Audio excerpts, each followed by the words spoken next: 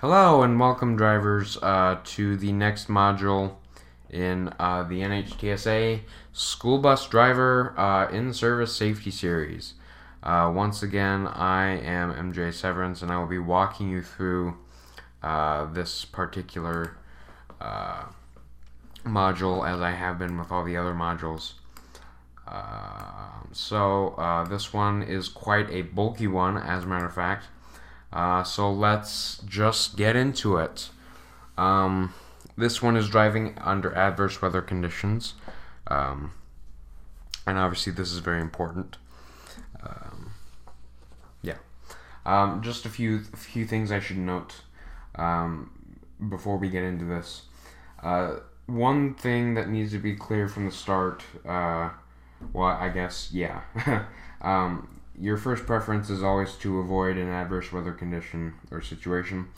We will be talking today about what to do if you can't avoid one. So let's dive right in. Our module goals to review the process for making decisions in adverse weather situations, and to learn when to anticipate particular kinds of weather. In this module, we will be going through 5 kinds of conditions. These conditions are slippery roads, limited visibility, vehicle control problems, extreme temperatures, and catastrophic conditions. For each condition, we will be talking about what causes it, what you should do about it, or what you should know about it, and how you should handle it. The third bullet point is actually going to be the most important thing we're going to talk about throughout. Before you head out, obviously conduct a CDL, pre-trip inspection, or a bus, in this particular case for a bus. Obviously this is important anytime you drive, but make sure it's conducted very carefully under these conditions, as we don't want anyone stranded out on the highway, or that's just an extreme case. Check road and weather conditions. To check road conditions for Nebraska, head to 511.nebraska.gov. 511.nebraska.gov is obviously only for Nebraska, so if you are heading out of state, check the 511 websites for the other states you'll be traveling through. I think there's only one other trip that I can think of that takes a school bus out of state. Weather conditions, obviously you can do the radar or what have you. Plan for the unexpected. Obviously this is very important, again, about it in anything, but particularly adverse weather conditions. Don't get blasé about driving a school bus or a bus. Don't get bored with it. Anticipate that despite your best preparation, something could go wrong, or like a storm could come along. Next, remember that you aren't in a car. That should be pretty self-explanatory. But just make sure to apply the different driving rules when you are in a bus. And always have an emergency plan. Know what to do in the event of an emergency, and know how to evacuate the bus properly. On your route, slow down. It's the most important thing to remember when driving in adverse weather conditions.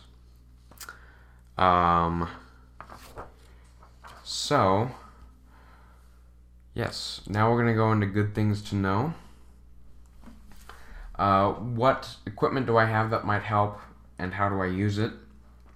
What is the right clothing for this?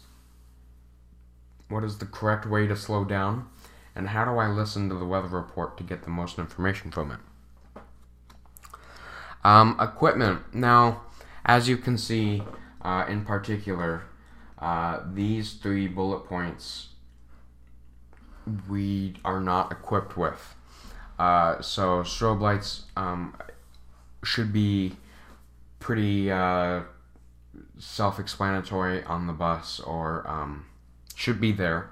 Automatic chains, or just chains, blocks, and tighteners, and sand release devices we don't have, except with the exception of the blocks to chalk off the tires. Clothing. You obviously want to, this is for winter clothing, obviously. Layered clothing, nothing bulky. Hat with a visor, obviously, that's not a must. None of these are must-haves, but it's just good tips for how to prepare yourself. I should correct myself by saying that none of these are must-haves. However, some of them you will most likely find you won't be able to go with anything else. Layers, gloves with leather palms, and proper footwear are just some examples.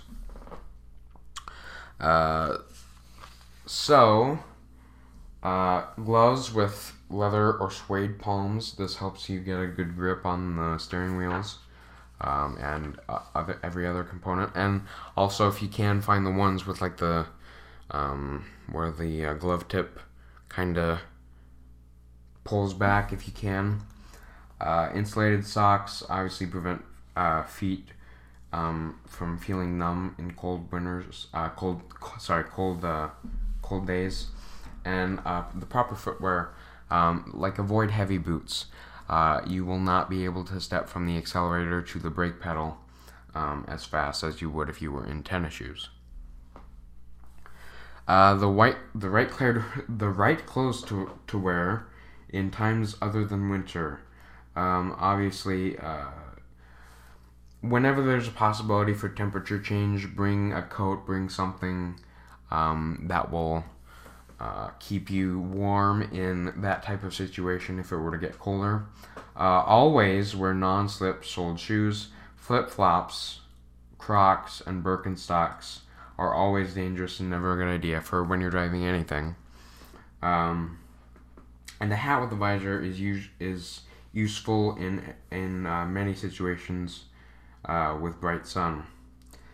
Also, it might not be a bad idea to keep extra clothing and a blanket in the bus in case anything catastrophic were to happen. If you were to get stranded on the side of the road, that's a very good idea. Weather reports. Obviously, check the National Weather Service's report for weather and radar details. Again, you can find that pretty much on any weather website. Check 511.nebraska.gov for road conditions that are going to be on your route. Okay, slowing the bus. This is going to be very important. Slowing the bus basically goes like this.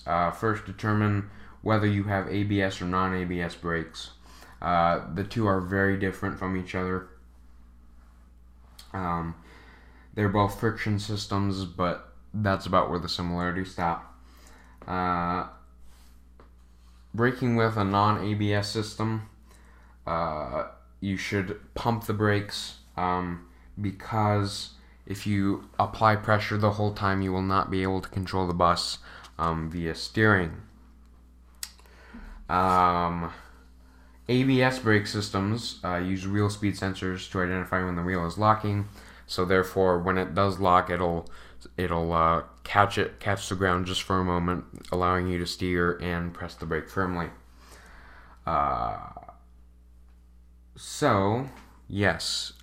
Second, after you figure out what types of brake you have, you should know that there is brake fade. To avoid brake fade, gear down, use the retarder, and then finally just use the brakes. And I should clarify that 1 and 2,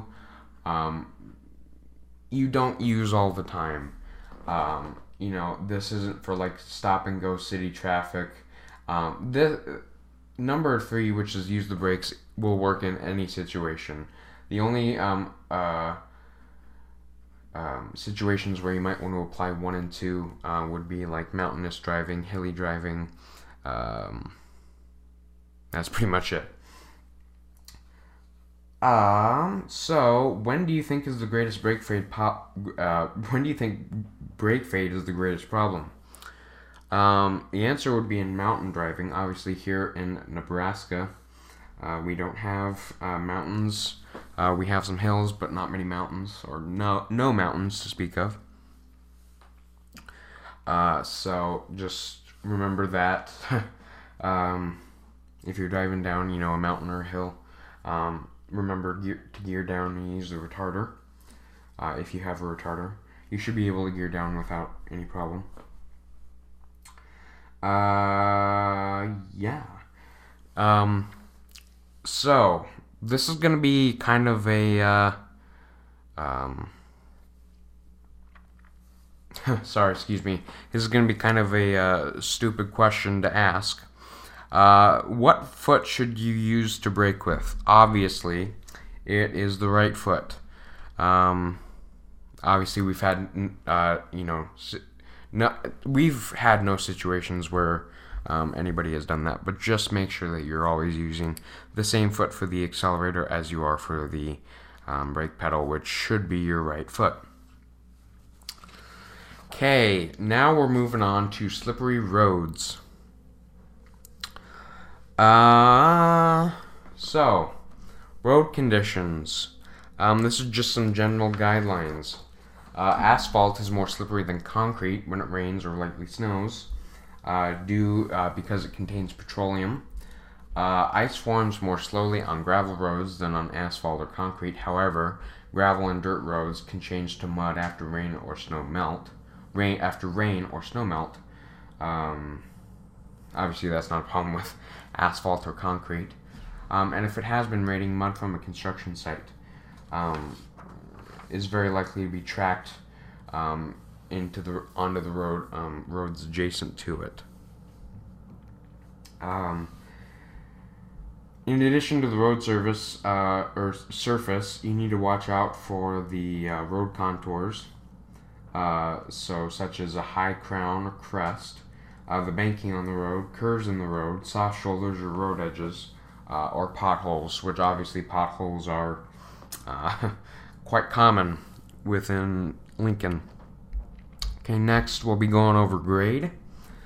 Going up a steep grade in slippery weather. You want to climb the entire grade in the same gear. This is just to ensure that you don't lose any momentum, because obviously if you lose momentum going up the hill or going up the grade, that'll slow you down and push you back. Use a lower gear. Downshifting again will cause you to lose traction. So downshift before you ever get to the to start climbing up the grade, and maintain your momentum. Now going down a grade in slippery weather, slow down as you approach the grade, and downshift before starting down the grade actually. Brake carefully using the appropriate method for the kind of brakes you have, and also remember to use those little tips about using downshifting and using the retarder along with that. Some more driving in slippery weather. How to handle a skid. Slick surfaces exaggerate any movement. How to handle a skid, or what to do if you start to skid. Obviously, ease your foot off the accelerator. With non-ABS brakes, lightly tap the brakes to gradually slow down the bus. With ABS brakes, apply steady and continuous pressure. You then want to proceed to take your foot off the brake and begin turning in the direction of the skid. Now, take that with a grain of salt, if you will. If you turn too far, the school bus may skid in the opposite direction. If that happens, turn gently the other way again in the direction of the skid. The opposite way of the skid. How to avoid getting stuck or spinning your wheels. Keep the bus moving slowly and steadily forward in gear. If the wheels do start to spin, let up slightly on the accelerator to let the wheels take hold. If the bus does stop moving, if the bus does stop moving, don't continue spinning the wheels. It'll only dig you deeper. So now if you do get stuck, point the wheels straight and rock the bus. Some of you may be asking, what is rocking? I certainly was. Rocking is basically shifting from reverse to your lowest gear. Continuously. Now, obviously, this is easier to do on some buses than others. So just be aware of the type of bus you have again. This will usually pull the bus out. If rocking does not work, push some material under the wheels to provide traction, such as katy litter, crushed rocks, tree branches, pieces of timber, and even burlap. So we will start back in this part 1 of this particular module. Come back for part 2, where we obviously start to discuss mud.